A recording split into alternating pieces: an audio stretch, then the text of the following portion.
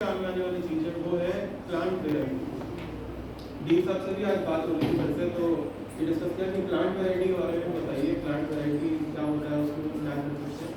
Plant variety का मतलब है कि आजकल हाइब्रिड सीड चलता है, आपने सुना होगा हाइब्रिड सीड, किसान सुनते होंगे इस चीज़ के बारे में। हाइब्रिड सीड चलता है आजकल, मतलब जो बीज होते हैं वो बीज की भी अलग अलग वेराइटी है, एडवांस वेराइटी आ रही है, तो उसको भी रजिस्टर कर सकते हो आप। देखिए अगर आपने कोई ऐसा बीज या कोई ऐसी टेक्निक बनाई जिसकी वजह से आपकी फसल को बहुत लाभ पहुंचता है, आप अपनी फसल को इस तरह से बना सकते हैं कि आपकी फसल जो है काफ़ी दिनों तक स्टोर कर सकते हो, तो कोई दिक्कत नहीं है उसकी। मार्केट में आप जब उसे पैक करके आगे बेचते हैं तो आप अपना ब्रांड लगा के उसको बेच सकते हैं। तो प्लांट वेराइटी के साथ में ट्रेडमार्क। और अगर वो मान लीजिए कोई किताब लिखता है जिसमें वो कई सारी टेक्निक्स लिखता है कि कैसे किसानी की जाए, फार्मिंग के तरीके कुछ अलग तरीके बताता है, वो उसको कॉपीराइट कर सकता है। और अगर कोई पैकेट्स की बात करें, डिज़ाइन आपने देखा होगा हर पैकेट पे कोई ऐसा डिज़ाइन बना होता है या उस पैकेट का शेप ऐसा होता है जिसको देख के हम पहचान जाते हैं, जैसे ट्रेडमार्क को भी हम देख के पहचानते हैं, तो उस डिज़ाइन को हम देख के पहचान जाते हैं, तो वो भी डिज़ाइन एक्ट हो गया। तो ये कई सारे तरीके के मैंने आपको IPR बताया। तो अब आपको ये समझ में तो आ रहा होगा कि IPR क्या चीज़ है, यानी ऐसी कोई चीज़ जिसको आप नया आविष्कार कर रहे हैं। नई चीज़ें हैं यहाँ पे, ऐसा नहीं हम कट कॉपी पेस्ट कर रहे हैं कोई चीज़, सब चीज़ें नई है, नए तरीके से आपने कोई आविष्कार किया या नए तरीके से आपने एक चीज़ को रजिस्टर किया, तो उस चीज़ को आप क्या कर सकते हो, अपने हक में अपने प्रॉपर्टी राइट्स में उसको आप रजिस्टर कर सकते हो। समय सीमा है हर चीज़ की कि आप कितने साल के लिए उस चीज़ को रजिस्टर कर सकते हो, रिन्यू भी कराना पड़ता है उसे, तो हम समय सीमा के बारे में भी देखेंगे कि कैसे कैसे उसे रिन्यू भी करवाना होता है। तो हम पेटेंट के बारे में देखते हैं सबसे पहले कि पेटेंट का कितना समय है। तो पेटेंट के लिए आप अगर कोई एकदम नया आविष्कार करते हैं तो 20 साल का समय होता है, 20 साल के लिए आपको पेटेंट अपने नाम पर मिलता है, आप 20 साल तक उस पेटेंट का यूज़ कर सकते हैं।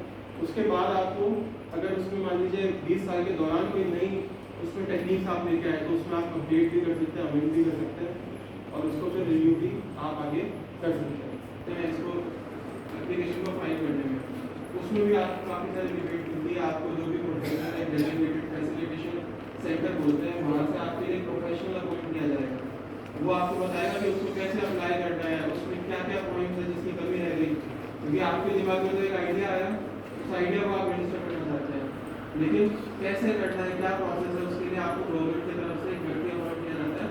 तो व्यक्ति आपको सारी चीज़ें बताएगा कि जो भी फीस उसको देनी है वो आपको नहीं देनी है, गवर्नमेंट डायरेक्टली उसको उसकी फीस दे देता है। तो आपको कैसे उसमें रिबेट्स मिलेगी हम वो भी डिस्कस करेंगे। तो 20 साल का टाइम पीरियड है पेटेंट के लिए। ट्रेडमार्क की बात करें तो ट्रेडमार्क आपको मिलता है 10 साल में। कोई भी मार्क है जिसका ट्रेडमार्क आप करना चाहते हैं या कोई लोगो है जिसको आप रजिस्टर करना चाहते हैं, तो आपको 10 साल का समय मिलता है। 10 साल तक आप उसे रजिस्टर कर सकते हैं अपने नाम पर। 10 साल के बाद आप क्या कंटिन्यू करना चाहते हैं तो आपको जो भी उस टाइम की गवर्नमेंट फीस है उसके हिसाब से आपको रिन्यू करना होता है। 4,500 रुपये इसकी गवर्नमेंट फीस लगती है जो 10 साल के लिए रहती है, और बाकी प्रोफेशनल फीस है। अब ये जो सारी फीस समझा रहा हूँ ये अभी आपको लग रहा होगा कि ये तो खर्चे की बात स्टार्ट करती है, लेकिन अभी मैं आपको दिखाऊंगा कि कैसे ये सारी चीज़ें जीरो हो जाएगी। क्योंकि जो MSME जिस प्रोग्राम में आप आएंगे तो आपको ये पता चलेगा कि गवर्नमेंट कैसे आपकी मदद कर रही है, इस फीस को एकदम जीरो बनाने की कोशिश कर रही है, साथ में जीरो बना रही है, प्लस आपको ये भी दे रही है कि फैसिलिटीज़ भी प्रोवाइड कर रहे हैं। प्रोफेशनल जिनकी फीस काफ़ी होती है तो डायरेक्टली गवर्नमेंट को उन्हें पे करती है, आपको उन्हें पे नहीं करना पड़ेगा अगर आप गवर्नमेंट के चैनल के थ्रू चलते हैं, गवर्नमेंट के थ्रू चलते हैं। तो ट्रेडमार्क 10 साल के लिए और 4500 रुपये फीस है, और अगर इंडिविजुअल अप्लाई करता है कोई व्यक्ति तो 4500 रुपये, कोई कंपनी फर्म है तो वहाँ 9,000 रुपये की फीस है। MSME में क्या रिबेट है वो भी हम देखेंगे इसके अंदर, और कैसे देखेंगे कि ये जीरो कैसे हो जाता है। कॉपीराइट की बात करें तो कॉपीराइट की फीस स्टार्ट होती है मात्र 500 रुपये से, यानी कोई भी किताब है उसका आप कॉपीराइट करना चाहते हो तो 500 रुपये गवर्नमेंट फीस है। और 60 साल 60 ईयर्स 60 साल तक के लिए वो अपने नाम पे कॉपीराइट करा सकता है। और 60 साल के दौरान अगर उस व्यक्ति की डेथ हो जाए या वो व्यक्ति किसी तरीके से ऐसे अपंग रहता है कि वो काम नहीं कर पाए, तो उसके परिवार के नाम से वो कॉपीराइट रजिस्टर हो जाता है। जैसे मान लीजिए किसी व्यक्ति के नाम पे कोई खेत था, कोई ज़मीन थी, अगर वो एक्सपायर होता है तो डायरेक्टली उसके परिवार को ही वो चीज़ मिलती है। तो उसी तरीके से कॉपीराइट में भी यही चीज़ है। और जो प्लांट वैरायटीज़ है, प्लांट वैरायटी में अलग अलग कैटेगरीज है कि आपने किसी पेड़ के लिए बीज बनाया, किसी फल के लिए बीज बनाया, या कोई जो बेल होती है पेड़ों के साथ उनके लिए बनाया। तो 9 साल, 6 साल, 18 साल, अलग अलग इसमें भी अलग अलग किस्म के टाइम पीरियड्स बताए गए कितने साल के लिए आपके लिए रजिस्टर्ड हो सकता है। और जो ये प्लांट वैरायटी है सर, ये प्लांट वैरायटी यूनिवर्सिटी भी खुद करवा सकता है। जैसे इनके यहाँ पे जो भी 3rd ईयर 4th ईयर के स्टूडेंट्स होंगे, तो जो भी यहाँ के फैकल्टीज हैं वो यूनिवर्सिटी के साथ मिलके उस चीज़ को रजिस्टर कर सकते हैं। यानी आइडिया स्टूडेंट का हो सकता है और वो यूनिवर्सिटी या कॉलेज के साथ मिलके इस चीज़ को भी आगे कर सकता है। IPR की रिलेटेड बताऊंगा कि IPR में कैसे आपको फायदा मिलता है। यहाँ पे आपको देखने को मिलेगा IPR, आप लोगों को दिख रहा है आराम से। अब जो मैं फीस बता रहा था आपको, देखिए कैसे वो 0 हो जाएगी। यानी अगर आप MSME में रजिस्टर करते हैं खुद को और आप उसके बाद अप्लाई करते हैं, तो अगर आप पेटेंट अप्लाई करते हैं तो 1 लाख रुपए डोमेस्टिक भारत में ही लागू रहे। 2 तरीके से पेटेंट फाइल किए जाते हैं, डोमेस्टिक और फॉरेन। तो डोमेस्टिक पेटेंट फाइल करते हैं तो 1 लाख रुपए तक भारत सरकार आपको यहाँ पे प्रोवाइड करती है। आपका आइडिया यूनिक होना चाहिए, ऐसे नहीं है कोई एप्लीकेशन लगा दो, कोई भी एप्लीकेशन लगा दी आपने और उसका कोई मतलब ही नहीं है, या ऐसा आपने एप्लीकेशन लगा दी जिसमें आपने ऐसा कोई आइडिया है जो आपने पड़ोसी का आइडिया चुरा लिया कुछ भी, तो आपको फिर पेटेंट ग्रांट नहीं होगा जाती है, उसे एक्सपोर्ट भी किया जाता है। बहुत सी ऐसी फसल है या बहुत सी ऐसी चीजें जिन्हें एक्सपोर्ट भी किया जाता है। ग्वार गम आप लोगों ने सुना होगा, चना, ये क्या होता है फॉरेन में काफी एक्सपोर्ट होता है। यहाँ की जो क्वालिटी है ये एक्सपोर्ट की जाती है। कल हम हनुमानगढ़ में जब प्रोग्राम कर रहे थे वहाँ पे एक पर्सन हमें मिले जो गोट फार्मिंग करते हैं। वो गोट फार्मिंग जो उनकी बकरियां होती है वो दुबई तक एक्सपोर्ट करते हैं। आप सोचिए कि बाहर भी एक्सपोर्ट होता है, एनिमल्स भी एक्सपोर्ट हो रहे हैं। यहाँ की जो क्वालिटी है, यहाँ की जो नस्ल है, यहाँ की जो ब्रीड है, उसको फॉरेन में भी एक्सपोर्ट किया जा रहा है। तो फॉरेन के लिए अगर आप ऐसा पेटेंट बनाते हैं तो भारत सरकार आपको 5 लाख रुपए तक देगी। गवर्नमेंट फीस बहुत कम है इसमें, प्रोफेशनल की फीस ज़्यादा होती है, क्योंकि अप्लाई करना, फाइलिंग करना, उसका रिप्लाई करना, अपोजिशन आ जाए, हेयरिंग आ जाए, उसको अटेंड करना, तो प्रोसेस पूरा लंबा चलता है। तो 5 लाख रुपए तक अगर फॉरेन में है। उसके बाद में जो ट्रेडमार्क की बात बता रहा हूँ मैं, तो 10,000 रुपए तक, 4500 गवर्नमेंट फीस मैंने आपको बताई थी, 10,000 रुपए तक तो गवर्नमेंट दे रही है। आप 4500 प्लस जो भी प्रोफेशनल की फीस है उसको मिला के 10,000 रुपए तक आपको एक व्यक्ति को मिलती है। अगर कोई एक व्यक्ति कई सारे ट्रेड को रजिस्टर करना चाहता है तो 10,000 तक तो वो खुद दे सकता है, बाकी वो अपने परिवार के नाम से, अपने घर में किसी के नाम से भी वो रजिस्टर कर सकता है, तो उसका भी वो लाभ उठा सकता है। पड़ोसी जो जिला है बीकानेर, बीकानेर आपका पड़ोसी जिला है। बीकानेर में क्या फेमस है? बीकानेर के नाम से क्या फेमस है? भुजिया। भुजिया का नाम लेते ही दिमाग में क्या आता है? बीकानेर का भुजिया। नागपुर का नाम लेते ही क्या समझ में आता है? नागपुर का संतरा। आगरा का नाम लेते ही क्या समझ में आता है? आगरा का पेठा है। जम्मू है तो जम्मू का सेब है, जम्मू का राजमा है, जम्मू के वहाँ के शॉल, पश्मीना शॉल आप लोगों ने सुने। तो ये सब चीजें क्या है? कोल्हापुरी चप्पल सुना है आपने? कोल्हापुरी चप्पल। तो ये चीजें क्या है? ये नाम किसी स्टेट का या किसी जिले का, ये नाम क्यों आ रहा है इसका आगे? सोजत सुना आपने? सोजत, सोजत का क्या फेमस है? मेहंदी। मेहंदी फेमस है। और कल ही हमें पता चला कि सोजत में भी ये जो गोट फार्मिंग है तो बकरे भी सोजत के फेमस है। वहाँ की ऐसी ब्रीडिंग होती है कि बकरे काफी फेमस है, वो फॉरेन में भी एक्सपोर्ट किए जाते हैं। तो नाम से क्या समझ में आ रहा है आपको कि उस पर्टिकुलर एरिया का नाम? आप देखते होंगे कि कोई भी प्रोडक्ट है उसके पीछे लिखा होता है मेक इन इंडिया के हिसाब से, मेड इन इंडिया है, इस तरह से लिखा जाता है। और साथ में ये भी लिखा जाता है, आप अपने घर पे जाके आज देखेंगे कि भुजिया के पैकेट के पीछे लिखा हुआ है कि अब प्रोडक्ट ऑफ बीकानेर या जीआई टैग ऑफ बीकानेर, वो चीज लिखी हुई है। अब सिर्फ भुजिया का मतलब ये नहीं कि कोई एक ही ब्रांड उसको कर रहा है, यानी जितने भी ब्रांड भुजिया बना रहे हैं, अब वो भुजिया चाहे बीकानेर में बन रहा हो, क्या गंगानगर में कोई भुजिया नहीं बनाता? बनते हैं, मिठाइयों की दुकान खूब है, क्या आगरा में मिठाई नहीं बनता? बनता ही है। ऐसी बात तो है नहीं कि यहाँ बनता नहीं है। आपके यहाँ की कीनू बहुत फेमस है, तो गंगानगर को जीआई का टैग देखना पड़ेगा कि कीनू के लिए मिला है कि नहीं मिला। एक बार वो सर्च करेंगे, अभी नहीं मिला है। तो आप देखिए जीआई का टैग कीनू का जो है गंगानगर को भी मिलना चाहिए, कीनू यहाँ पे फेमस है। हम रास्ते में देख रहे थे कि काफी पौधे कई किसान जो उगा रहे हैं, अभी भी कई जगह पसंद है। हालांकि सीजन लगभग गया कीनू का, कई जगह नींबू के हमने पौधे देखे वहाँ पे थे। तो क्या समझ में आया आपको उनसे कि जीआई यानी आप किसी भी जगह का नाम देखते हैं। अब जैसे फसल है वो तो एक पर्टिकुलर जगह होगी, लेकिन भुजिया तो किसी भी फैक्ट्री में बन सकता है। आज अगर बात करें साउथ में कोई फैक्ट्री है वहाँ भी भुजिया बन सकता है। ये तो है नहीं ना, जो भी मोट चाहिए, चना चाहिए, जो भी चाहिए, बेसन चाहिए, उससे वो चीज़ बन सकती है। मसाले चाहिए, पेठा चाहिए तो पेठा यहाँ क्या मिठाई की दुकान में नहीं मिलता, आपके यहाँ की जो भी मिठाई की दुकान होगी वहाँ पे पेठा मिलता है। तो जीआई टैग का मतलब क्या होगा कि कोई ऐसी चीज जिसके नाम से उसको पहचाना जाए, वहाँ की जगह से उसको पहचाना जाए, तो गवर्नमेंट वहाँ पे 2 लाख रुपए तक का खर्चा देंगे। 2 लाख रुपए तक का खर्चा जो है वो गवर्नमेंट देगी। अब जब कई बार आपको किसी बड़े अधिकारी से मिलकर भी आपको एप्लीकेशन को अप्रूव कराना पड़ता है, आगे प्रोसेस करवाने के लिए आप उसकी रिकमेंडेशन लेटर, साथ में लेटर आप उसको अटैच करके आगे उससे करवा सकते हैं। तो ये बात रही कि आईपीआर में आपको कैसे कैसे फायदा मिलता है। अगर आप एमएसएमई में रजिस्टर्ड हो जाते हो तो लगभग ये मान के चलो आपकी जेब से कुछ नहीं लग रहा, आपकी जेब से लगभग कुछ नहीं लगता। आपको जो पैसा पे करना है, कैशबैक सुनते हैं हम, कैशबैक मिलता है। जैसे कैशबैक होता है ये उसी तरह से, यानी जो खर्चा आपकी जेब से लगा आपको वही पैसा वापस मिल जाएगा। सर मैं भी यहाँ फर्स्ट टाइम आया हूँ, मैं जानता नहीं था, मैं तो मैंने कैसे किया तो सर बेसिक लॉजिक वाली बात नहीं था, उसमें आपका सपोर्ट करना आपका अरे उनका हमारी एक एक्सपायर स्कीम है तो उसका चार्ज में हो तो उसके लिए आते मार्केटिंग में आता वही। अब मैं यहाँ पर फर्स्ट टाइम आया हूँ, मैं आया कैसे आया वो चीज़ें थोड़ा सा बात कर लेंगे, आप कर भी सकते हो।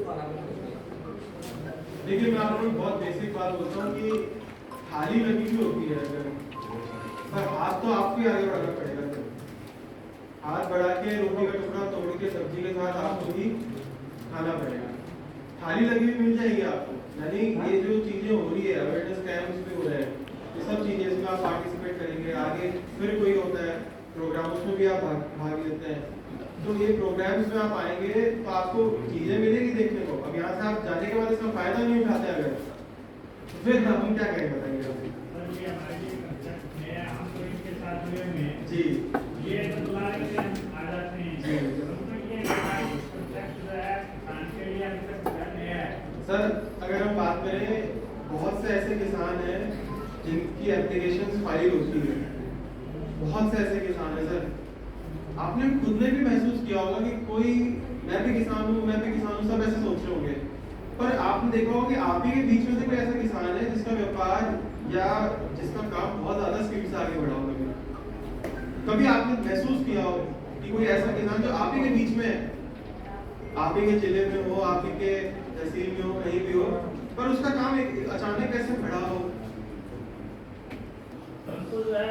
जो नई चीज है तो वो सीखने में टाइम लगेगा सर सीखने में। आप बिल्कुल सही कह रहे हैं सर, हर चीज को अपनाने में नई चीजें ऐसी आती है जिसको अपनाने में आपको समय लगेगा। जब आप लोग मान लीजिए मैं लगभग 32 साल का हूँ, जब आप लोग 32 साल की एज में हो तब हो सकता है बहुत सारी ऐसी संसाधन या चीजें जो है होगी नहीं, या आज से 32 साल बाद क्या हो सकता है वो हमें नहीं मालूम, और एडवांस चीजें आ जाएगी। आजकल सबके पास जेब में मोबाइल है। आज से हम 15 साल पहले की बात करें, 20 साल पहले की बात करें तो फोन नहीं होता था सर। ये सब चीजें क्या है, धीरे धीरे एडवांस चीजें आ रही, धीरे धीरे डेवलपमेंट होगा सर। एक दिन में डेवलपमेंट हो नहीं सकता है, धीरे धीरे ही डेवलपमेंट की चीजें जो है वो आ सकती है। तो एमएसएमई के अंदर अगर आप रजिस्टर्ड होते हैं तो आपको आईपीआर में जो हमारा मेन मकसद ये बताने का भी कि आईपीआर क्या है, साथ में कैसे आप उसमें रिबेट कैसे ले सकते हैं, मेन वो चीज है। अब आपको बताते कि अगर आप एमएसएमई में है तो आपको और क्या क्या लाभ मिल सकता है गवर्नमेंट से, तो आप यहाँ पे देख सकते हो। पीएम विश्वकर्मा स्कीम है, कोई कारीगर है, आर्टिसन है, उसके लिए भी फायदे की चीज है। तो यहाँ पे 15,000 रुपए तक के जो उसको है, उसका जो टूल किट यानी जो भी उसे सामान चाहिए बनाने के लिए, वो भी कारीगर है, 15,000 रुपए तक की सहायता है, प्लस 1 लाख 2 लाख रुपए तक का कोलेटरल फ्री लोन, यानी कुछ गिरवी नहीं रखना पड़ेगा आपको। 5% की इंटरेस्ट से उसको लोन मिलेगा। बैंक में लोन मिलने जाते तो 5% में मिलता है, नहीं मिलता। कम से कम 9%, 10%, 11% तक की रेट से आपको बैंक में लोन प्रोवाइड होता है। भारत सरकार की जो स्कीम है उसके हिसाब से आपको 5% तक का लोन मिलता है। इसके अलावा आप देखेंगे यहाँ पे रोजगार जनरेशन प्रोग्राम है, PM एम्प्लॉयमेंट जनरेशन प्रोग्राम, यहाँ पे भी आपको काफ़ी सब्सिडी मिलती है। अगर कोई मैन्युफैक्चरिंग सेक्टर में है तो 50 लाख रुपए तक की सब्सिडी है, और कोई सर्विस सेक्टर में है, बिजनेस सेक्टर में है तो 20 लाख रुपए तक की सब्सिडी उसे दी जाती है गवर्नमेंट के थ्रू। एक Z सर्टिफिकेशन है, ये फैक्ट्रियों के ऊपर लागू रहता है। Z सर्टिफिकेशन का मतलब होता है कि कम से कम जीरो इफेक्ट, यानी कम से कम डिफेक्ट, आप डिफेक्टिव प्रोडक्ट्स भी मार्केट में आते हैं। जैसे आप कई बार देखते होंगे प्रोडक्ट है वो उसकी लाइफ इतनी नहीं होती, यानी उसने Z सर्टिफिकेशन तो सही में नहीं कराया, उसकी गवर्नमेंट से अप्रूवल ही नहीं है। तो Z सर्टिफिकेशन अगर किसी के पास में है, इसका मतलब उसका प्रोडक्ट मार्केट के अंदर क्वालिटी वाला प्रोडक्ट है, आप उसके प्रोडक्ट को खरीद सकते हैं। तो अगर किसान है तो किसान इसमें रजिस्टर नहीं करता मान लीजिए, लेकिन आपको ये तो समझ में आएगा आगे कि आप जब उस फसल के लिए आप किसी भी खाद को खरीदने जाएंगे या किसी केमिकल को खरीदेंगे तो उसके पीछे आप पढ़ेंगे, पीछे पढ़ने से आपको पता चलेगा कि ये सही में रजिस्टर्ड है कि नहीं है। अगर रजिस्टर्ड है इसका मतलब उसमें उसकी वैल्यू अलग है, नहीं तो सिंपल एक सफेद रंग के कट्टे में भी बेच सकता है कोई व्यक्ति, बिना किसी मार्क के, बिना किसी सर्टिफिकेशन के भी बेच सकता है मार्केट में। लेकिन कुछ रूल्स एंड रेगुलेशन है ताकि आपके साथ, आप एक किसान के साथ साथ ग्राहक भी तो हैं, आप किसान के साथ साथ एक ग्राहक भी है। तो जागो ग्राहक जागो का मतलब क्या हुआ कि आपको अवेयरनेस पहुंचे ताकि आप सही चीज खरीद पाए। फसल जो है आपकी बहुत कीमती होती है, किसी किसान से पूछो जिसकी फसल खराब हो जाए, मौसम से नहीं, कोई ऐसी चीज से खराब हो जाए, कोई केमिकल से ही खराब हो जाए मान लीजिए, तो क्या बीतती है उसके ऊपर, उसकी पूरी मेहनत गई। तो यहाँ आपको देखने को मिलेगी स्कीम्स के बारे में। इसके बाद आपको एक स्कीम देखने को मिलेगी ये। Thank you sir. जी जी जी, कई जगह सर जामुन का रोल अदा करते हैं हम। जी सब्सिडी में तो ध्यान ही नहीं कर क्या था 30 लाख ले किस तरह से बाइक जैसे मैं निकल जाऊँ 30 लाख तो ले लूँ बाईपास निकल जाओ। उससे मतलब तरबूज स्कीमों का है वो सही कह रहे हैं बात कर। आपने कहा कैरेट्स हुए जो कैरेट्स के कुछ व्यापारी पैसे लेके भाग गए, वो भुगतान नहीं किया,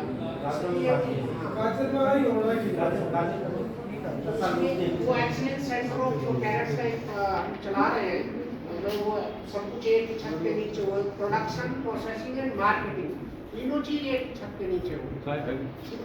फिर बात करेंगे। अच्छा बहुत बहुत धन्यवाद। शुरुआत की ऐसे हो सकता है आपके बीकानेर में भी मेरा लगता है, गंगानगर में भी मेरा लगता है, जहाँ पे किसान ही जाकर भाग लेते हैं। तो अगर आप ऐसी जगह जाते हैं और आप MSME में रजिस्टर्ड हैं तो आपको 80% तक, अगर जनरल कैटेगरी में कोई व्यक्ति है तो 80% तक उसको रिबेट मिल जाएगी, सब्सिडी मिल जाएगी। कोई व्यक्ति अगर SC कैटेगरी में है, ST कैटेगरी में है, या कोई महिला है, चाहे जनरल में हो चाहे SC ST में हो, तो उस महिला को 100% तक, यहाँ महिलाएं भी बैठी है, 100% तक रिबेट। यानी अगर वहाँ पे 5,000 का खर्चा लग रहा है, 10,000 का खर्चा लग रहा है, 15,000 का खर्चा लग रहा है, सारा क्या कौन वहन करेगा? सरकार देगी। इसके बाद में आप यहाँ पे देखेंगे बारकोड। आपने देखा है कि किसी भी सामान के पीछे ऐसे कुछ सफेद काली लाइन होती है, उस लाइनों को स्कैन करने से उसके बारकोड कहते हैं। अगर कोई व्यक्ति जैसे मंडी में जो व्यापारी होंगे वो बारकोड जरूर लेते हैं, और यार आज दुर्भाग्य भी व्यापारी कम मौजूद है यहाँ पे, तो अगर व्यापारी यहाँ होते तो वो समझ जाता सबसे पहले, जैसे किसान भी समझ गए कि बारकोड क्या चीज है। तो बारकोड में भी आप लेते हो अगर रजिस्ट्रेशन, तो आप देखिए यहाँ पे 80% तक की फीस, 50,650 रुपए तक की जो बारकोड खर्चा है वो भी आपको सरकार से मिलता है। 2 मिनट में बस। और ऑर्गेनिक गेहूं, ऑर्गेनिक आटा, ऑर्गेनिक क्या, ऑर्गेनिक कुछ नहीं है, ऑर्गेनिक डायरेक्ट किसान से लेके ही आगे, कई किसान ऐसे भी वो डायरेक्ट बेच रहे हैं आगे। सर आपको ही डेवलप करना पड़ेगा, आपको खुद को सीखना पड़ेगा। जो डे टू डे में, जो डेली रूटीन में आप काम कर रहे हैं वो तो कर ही रहे हैं, जो डे टू डे में काम कर रहे हैं वो तो आप कर ही रहे हैं। आपको खुद को जागरूक होना पड़ेगा, और जागरूक होने के बाद ही आपको ये सारी चीजें जो है समझ में आएगी। कई किसान ऐसे हैं जो डायरेक्ट अपना प्रोडक्ट आगे मार्केट में बेच रहे हैं, आप जैसे मैं जयपुर से आया हूँ तो जयपुर की बात करेंगे, वहाँ कुछ ऐसे होलसेलर्स हैं जो डायरेक्टली गंगानगर से कीनू खरीद रहे हैं होलसेल में। कोई व्यापारी बीच में नहीं है, कोई मंडी वाला बीच में नहीं है, सीधा यहाँ पे पहुंचे, यहाँ पे लाइसेंसिंग करी, किसी किसान से मिले, उस किसान से मिले, उससे पूछा भाई तेरे यहाँ पे खेत पे कितना कीनू उगता है, बोला इतना कीनू उगता है, बोला मैंने तेरे से डायरेक्ट कॉन्टेक्ट किया। कोई यहाँ पे व्यापारी मंडी कुछ भी बीच में नहीं आया, सीधा उसने किसको बेचा, उसे बेचा। नहीं तो क्या ऑप्शन होता कि वो यहाँ आता, यहाँ आके किसी मंडी वाले से मिलता, फिर उससे मिलता तो 5 रुपए 10 रुपए जितना भी मार्जिन होता उसका भी जुड़ता, तो वो मार्जिन उसका बच गया। तभी तो आप देखेंगे कि आजकल इतने कम अमाउंट में भी इतना कंपटीशन कैसे बढ़ गया, इतना कंपटीशन जो मार्केट में बढ़ रहा है वो कैसे बढ़ रहा है। चोमू की सब्जियां सुनी आपने, चोमू एक जगह है जयपुर जिले में पड़ता है। चोमू के जो वहाँ के किसान है सर, वो डायरेक्ट बेचने लग गए आजकल, मंडी तो जाते ही नहीं है, वो खुद ही उन्होंने इवन ये भी कर लिया कि 15-20 किसान जो उनके आसपास जिनके भी खेत हैं, वो खुद एक अपनी खुद की मंडी चला रहे हैं। आप सोचिए, यानी हम किसी व्यापारी के पास जाके और फिर काम नहीं करेंगे, डायरेक्ट खुद बेच रहे हैं। जो मैंने आपको बताया मेले या ट्रेड फेयर होते हैं, उसमें भी आपको फायदा मिलेगा। जो भी आप स्टॉल लगाना चाहते हैं, आप भाग लेना चाहते हैं, उसमें इंटरनेशनल भी आप जाना चाहते हैं तो भी यहाँ पे आपको देखने को मिलेगा। आप इंटरनेशनल जाना चाहते हैं किसी एग्रीकल्चर यूनिवर्सिटी कॉलेज के थ्रू भी आप बात कर सकते हैं उनसे भी। तो ये कुछ चीजें हैं जहाँ पे आपको MSME में होने से फायदा मिलेगा। ये कुछ प्रोग्राम्स वगैरह हैं जहाँ पे अगर आप MSME में रजिस्टर्ड है तो आपको काफी बेनिफिट मिलेगा। एक आपने 45 दिन का नियम सुना होगा इन दिनों, MSME में 45 दिन का नियम है, किसी ने सुना है ये 45 दिन में पेमेंट करना है। कोई व्यक्ति किसी से उधार लेता है तो वो उसे एक टाइम लिमिट बोलता है कि मैं इतने दिन में उधार दे दूंगा। फिर आप मान लीजिए एक महीने की बात करते हैं, 1 महीने में आप उसे उधार चुका देंगे, 1 महीने बाद नहीं देता तो फिर क्या करते हैं आप फोन करते रहते हैं व्यापारी। आप व्यापारी को जब माल बेचते हैं, अपना माल नहीं अपनी जो फसल बेचते हैं, तो व्यापारी आपको उसी टाइम पेमेंट करता है या कई बार पेमेंट लटकाता है? पेमेंट लटका है, सीमा है कि उसके बाद भी लटकाते हैं। बहुत लटकाते हैं। सर ने एक वर्ड बोला, बहुत लटकाते हैं। सर MSME एक्ट है 2006 में जो आया था, और साथ में इनकम टैक्स एक्ट, दोनों मिल गए अब। और उन्होंने ये बोला कि जो भी MSME में रजिस्टर्ड है, किसान भी MSME में रजिस्टर्ड हो सकता है, किसान भी MSME में रजिस्टर्ड हो सकता है। किसान को सोशल NGO तो चला नहीं रहा किसान। क्या आप अपने खेत में जो फसल उगा रहे हैं, उसको फसल को उगाने के बाद जब हार्वेस्ट करके रखते हैं, तो क्या कोई भी व्यक्ति उसे ऐसे खरीद के ले जाता है? नहीं, आपको उसका मूल्य चाहिए ताकि आप अपना घर भी चला सकें। जो किसान एक पर्टिकुलर फसल उगा रहा है, सिर्फ वही खा के जिंदा नहीं रह सकता, उसे दूसरी भी चीजें चाहिए, चावल भी चाहिए, दाल भी चाहिए। सिर्फ गेहूं से उसका पेट नहीं भर सकता, सिर्फ चना से उसका पेट नहीं भर सकता। या कई किसान ऐसे होंगे जो कॉटन उगाते होंगे, तो कॉटन तो खा ही नहीं सकता आदमी, कॉटन तो पहनने का है। तो इसका मतलब क्या हुआ, आप यहाँ पे देखेंगे गवर्नमेंट ने क्या बोला कि 45 दिन का नियम है। अगर MSME में कोई रजिस्टर्ड है तो 45 दिन का नियम बताया गया है कि 45 दिन में उसको पेमेंट करना पड़ेगा। तो आप कभी आगे जाते हैं तो व्यापारी को बोलिए कि भैया मैं MSME में रजिस्टर्ड हूँ, मुझे 45 दिन पेमेंट कर देना। नहीं करोगे तो क्या होगा, उस व्यापारी को जब इनकम टैक्स रिटर्न भरनी है खुद की, तो वहाँ उसके खर्चे में क्लेम होने की जगह उसके इनकम में ऐड होगा। उसका CA उससे पूछेगा कि भाई तुमने पूरे साल भर के अंदर कितने ऐसे पेमेंट है जो 45 दिन से ऊपर किए। अगर 45 दिन से ऊपर किए तो आपको ब्याज भी चुकाना है, आपको पेनल्टी भी देनी है, और प्लस आपको इनकम में ऐड हो जाएगा। वो इनकम में ऐड हो जाएगा तो आपको टैक्स देना पड़ेगा। तो तीन चीजें हो गई, एक तो टैक्स देना है, ब्याज भी देना है, पेनल्टी भी देनी है। तो बेटर है 45 दिन में ही उसको हम पेमेंट कर दें। ये क्यों नियम बना रहे हैं, ये सख्ती क्यों आ रही है 45 दिन की? ये सख्ती इसलिए आ रही है ताकि जो भी व्यक्ति है जो उधार ले रहा है तो उसकी भी इज्जत रहे, वो भी टाइम से पैसा चुकाए। जिसने उधार दिया है उसकी ज्यादा इज्जत रहे कि उसे टाइम पे पैसा मिल जाए।